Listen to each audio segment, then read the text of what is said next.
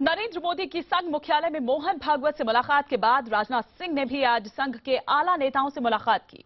इन मुलाकातों के बाद ये कयास लगने लगे हैं कि नतीजों के बाद की गतिविधियों में आरएसएस की भूमिका महत्वपूर्ण रहेगी। हालांकि बीजेपी और संघ दोनों ने इन मुलाकातों को महज शिष्टाचार भेंट करार दिया।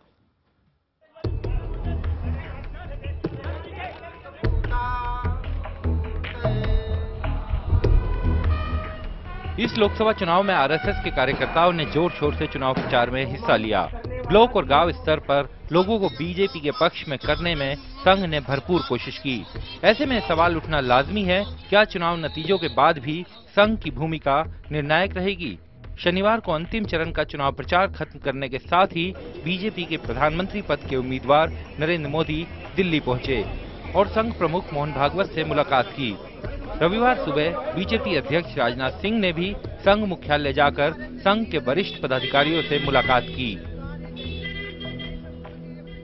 जनरली एक प्रचार वगैरह कैसे हुआ, वाराणसी में कैसे वातावरण था, देश भर में उन्होंने इतने मीटिंग किए, लाखों लोगों से मिलना हुआ, उन्होंने एक बहुत अच्छा अपने जीवन अनुभव रहा ऐसे कहा। नहीं, ये तो अपना परिवार है, बराबर मिलते जुलते रहते हैं। क्योंकि सारे देश में संघ के कार्यकर्ताओं ने इस बार अथक परिश्रम किया है, तो स्वाभाविक है संघ मुख्यालय पर मैं आभार व्यक्त करने के लिए गया था।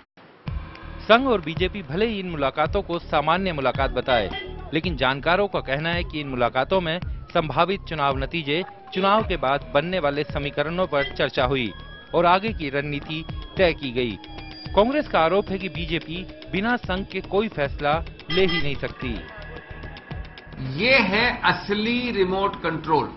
रिमोट भागा है कंट्रोल के पास, और ये लोग ये रिमोट कंट्रोल, रियल राजनीतिक रिमोट कंट्रोल 100 वर्ष पुराना भारत का अगर है तो ये है।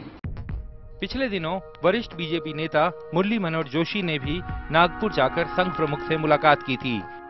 सूत्रों के मुताबिक उन्होंने चुनाव के बाद बनने वाली संभावित सरकार में वरिष्ठ नेताओं की भूमिका की पैरवी की थी। इस चुनाव में संघ की सक्रियता को देखते हुए साफ है कि चुनाव के बाद बीजेपी की संभावित सरकार के गठन में भी संघ की भूमिका रहेगी। वरिष्ठ नेताओं को सरकार में क्या जगह दी जाए, इस पर संघ की भूमिका और भी ज्यादा महत्वपूर्ण हो सकती है। विक्रांत यादव, दिल्ली, IVN 7।